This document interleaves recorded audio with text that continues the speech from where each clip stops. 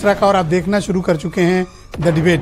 बहन भाइयों, मेरे पीछे के चल रहे इस वीडियो स्क्रीन को देखकर आप बेहतर अंदाजा लगा चुके होंगे कि हम आज किस मुद्दे की डिबेट के लिए एकत्र हुए हैं। उत्तर प्रदेश का उपचुनाव सिर्फ दो पार्टियों के बीच का चुनाव नहीं है, बल्कि उत्तर प्रदेश की दो टॉप पॉलिटिकल शख्सियत के बीच का चुनाव है। ये चुनाव योगी बनाम अखिलेश यादव का है। ये चुनाव कैसे इतना प्रतिष्ठापरक हो गया और क्या चल रहा है यहाँ पे, आज पूरी चर्चा इसी डिबेट में। बहन भाइयों, 4 जून के परिणाम और उसके बाद 29 अगस्त को आगरा में योगी आदित्यनाथ का स्टेटमेंट, बटोगे तो कटोगे। इस स्टेटमेंट के बाद बीजेपी को ऐसा प्रतीत होता है कि एक नई ऊर्जा मिली है और वो ज्यादा मजबूती से बीजेपी का मुकाबला कर सकते हैं। बहन भाइयों, तकरीबन 64 सीट जीतने वाली बीजेपी जब पार्लियामेंट्री के इलेक्शन हुए तो महज 32 सीटों पर रह गई। ये बात बीजेपी को बहुत ही परेशान करने वाली थी। लिहाजा अब इस अपोजिशन के जो नैरेटिव गढ़ा अपोजिशन ने, उसकी काट ढूंढने की आवश्यकता थी। तो काट क्या थी? बटोगे तो कटोगे। ये एक एक्सपेरिमेंट बीजेपी ने करने की कोशिश की। वजह, दरअसल चुनाव जब चल रहा था अप्रैल और मई महीने में खास तौर पर, उस वक्त अपोजिशन ये नैरेटिव गढ़ने में कामयाब था कि पिछड़ों को और दलितों के साथ, अल्पसंख्यकों के साथ तो खैर हो ही रहा है, उनको तो वो लाल रजिस्टर में नाम है, लेकिन पिछड़े और दलितों के आरक्षण, उनके हक हुकूक, उनके राइट्स और उनको जो कुछ मिलना चाहिए जॉब्स में या सोशल वेलफेयर स्कीम्स में, वो नहीं मिल रहा है और संविधान खत्म होगा। इस तरह का नैरेटिव गढ़ा गया और ये नैरेटिव बीजेपी के हिंदुत्व वाले मॉडल पे भारी पड़ गया 4 जून की बात। लिहाजा उसके बाद आप देखें तो स्ट्रेटजी बीजेपी ने बदली। अगस्त के लास्ट वीक में उत्तर प्रदेश के मुख्यमंत्री योगी आदित्यनाथ ने एक बड़ा पॉलिटिकल रिस्क लिया।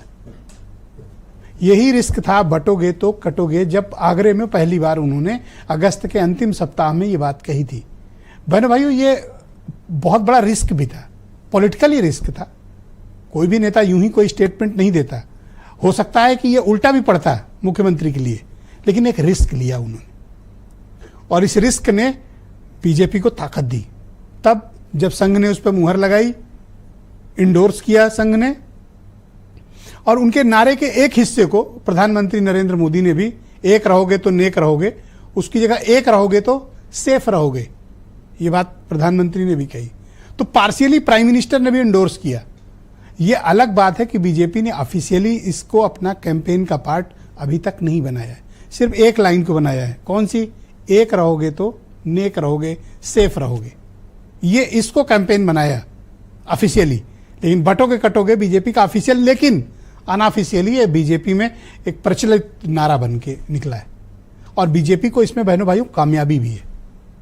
हो सकता है कि अपोजिशन आज ये बात स्वीकार न करे, लेकिन पब्लिक डिस्कोर्स में इस बात की चर्चा, इस नारे की गूंज पर्याप्त है। इसीलिए आप देख रहे होंगे कि अखिलेश यादव खुद मैदान में उतर आए हैं। उन्हें पता है कि सिचुएशन ग्राउंड पे क्या है, लिहाजा उन्हें खुद बैट लेकर उतरना पड़ेगा बल्लेबाजी करने। आज आपने अखिलेश यादव की स्पीच सुनी होगी, तकरीबन 42 से 43 मिनट, 42.5 मिनट के आसपास की स्पीच थी और सधी हुई स्पीच थी। पिन पॉइंटेड अटैक था। उनकी अटैक में दिल्ली नहीं था, उनकी अटैक में केंद्र सरकार के कामकाज भी नहीं थे। उनका attack fully focused on Uttar Pradesh government, Yogi Adityanath. BJP सबसे लास्ट में, क्योंकि उन्हें पता है कि फील्ड में मुकाबला किसके साथ है। ये बात थोड़ा साइड कर दीजिए कि बीजेपी बनाम समाजवादी पार्टी। बहन भाइयों, ये चुनाव योगी आदित्यनाथ बनाम अखिलेश यादव है कंप्लीटली, और कोई चुनाव किसी का नहीं है। ये इन दोनों का चुनाव है। आप बिल्कुल मत सोचिए कि मीरापुर में जयंत चौधरी चुनाव लड़ रहे हैं, जी नहीं। ये चुनाव बीजेपी लड़ रही है, उसमें भी योगी आदित्यनाथ लड़ रहे हैं। लिहाजा इन 9 सीटों पर मुकाबले में ये दोनों नेता आमने सामने। जो पार्लियामेंट का इलेक्शन का परिणाम कहता है, उसमें इन 9 में से 5 पर समाजवादी पार्टी आगे थी। पार्लियामेंट्री इलेक्शन के जो असेंबली वार नतीजे आते हैं, बाकी एक एक सीट पर आरएलडी, अपना दल, बीजेपी, कांग्रेस, ये लोग भी आगे रहे। अब अगर ये 9 चुनावों में भी समाजवादी पार्टी अपना बेस बचा ले गई, 5 भी बचा ले गई, तो ये उसके लिए विक्ट्री मोमेंट होगा। कैसे?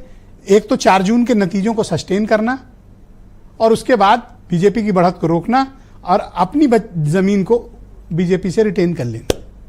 अब बीजेपी को लगता है कि अगर 4 जून का बदला लेना है तो इससे बेहतर मौका 2027 तक और मिलने वाला नहीं है, जहां इतनी बल्क में सीटें होंगी और इतना आमने सामने का डायरेक्ट इलेक्शन होगा। तो उनके लिए भी अंतिम है और इनके लिए भी अंतिम है। बाकी बहनों भाइयों, इसमें सब कोई साइड प्लेयर है, चाहे आरएलडी हो, कांग्रेस हो, बीएसपी हो, निषाद पार्टी हो, कोई भी हो, सारे लोग केवल साइड प्लेयर्स हैं। मुख्य किरदार में यही दोनों नेता हैं। और आप देखें गंभीरता कि चुनाव घोषित होने से पहले ही 9 सीट पर मुख्यमंत्री एक नहीं 2-2 बार जा चुके हैं। जितनी योजनाएं लॉन्च करनी थी कर चुके हैं। आप स्थिति गंभीरता समझिए। अखिलेश यादव ने संकल्प लिया है कि वो एक विधानसभा में जाएंगे, जैसे गाजियाबाद गए, फिर कुंदरकी गए, नेक्स्ट ऐसे जाएंगे हर जगह। Normally Akhilesh Yadav by election में निकलने में थोड़ा परहेज करते रहे, निकले भी तो एक आध बार गए चले आए, बट बड़ा इंटेंस कैंपेन कर रहे हैं। और इन्होंने इस बार कैंपेनिंग का और ग्राउंड पर नेतृत्व दिया हुआ है अपने चाचा को, शिवपाल यादव को। इसलिए आप देख रहे होंगे कि सीट दर सीट शिवपाल यादव का मूवमेंट इस समय आप देख रहे होंगे। तो प्रतिष्ठा सबकी दांव पे लगी है।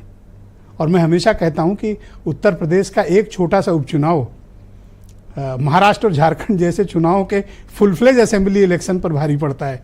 तो आप कुछ स्टेटमेंट सुने, फिर आज की चर्चा हम आगे बढ़ाएंगे। बेटी और बहन की इज्जत के साथ खिलवाड़ करोगे तो जन्नत में तो जगह नहीं मिलेगी, लेकिन जहन्नुम जरूर पहुंचाने का काम कर देंगे। बटना नहीं है और बटेंगे नहीं तो किसी माई के लाल की हिम्मत नहीं कि काट सके। दिल्ली वालों ने तय कर लिया है कि महाराष्ट्र के चुनाव के बाद इनकी कुर्सी बचेगी नहीं। वेशभूषा बदल करके वोट मांग रहे हैं। रामायण जिन्होंने देखी होगी वो जानते होंगे, हमारे सीता मां का अपहरण भी भेष बदल करके हुआ था। तो आज के दिलचस्प डिबेट को आगे बढ़ाएंगे। हीरो वाजपेयी मेरे साथ मौजूद हैं, उत्तर प्रदेश में बीजेपी की प्रवक्ता हैं। नाहिद लारी खान समाजवादी पार्टी की प्रवक्ता हैं। डॉक्टर सुधा मिश्रा उत्तर प्रदेश में कांग्रेस कमेटी की प्रवक्ता। अनिल दुबे राष्ट्रीय लोकदल के जनरल सेक्रेटरी और प्रवक्ता। सुनील शुक्ला जी मेरे साथ मौजूद हैं, बहुत ही जाने माने पत्रकार हैं और आरएलडी के काफ़ी करीबी और जयंत चौधरी के मित्र। केपी मलिक हमारे साथ सीनियर जर्नलिस्ट इस कार्यक्रम में मौजूद हैं। दुबे जी के भी दोस्त हैं, वो भी कार्यक्रम में मौजूद हैं। और वीरेंद्र सिंह जी हमारे स्टेट हेड। सभी का स्वागत और धन्यवाद। तो हीरो वाजपेयी जी, मैं कार्यक्रम की शुरुआत आपसे करता हूं और मैं ये जानना चाहता हूं कि क्या भारतीय जनता पार्टी ने ये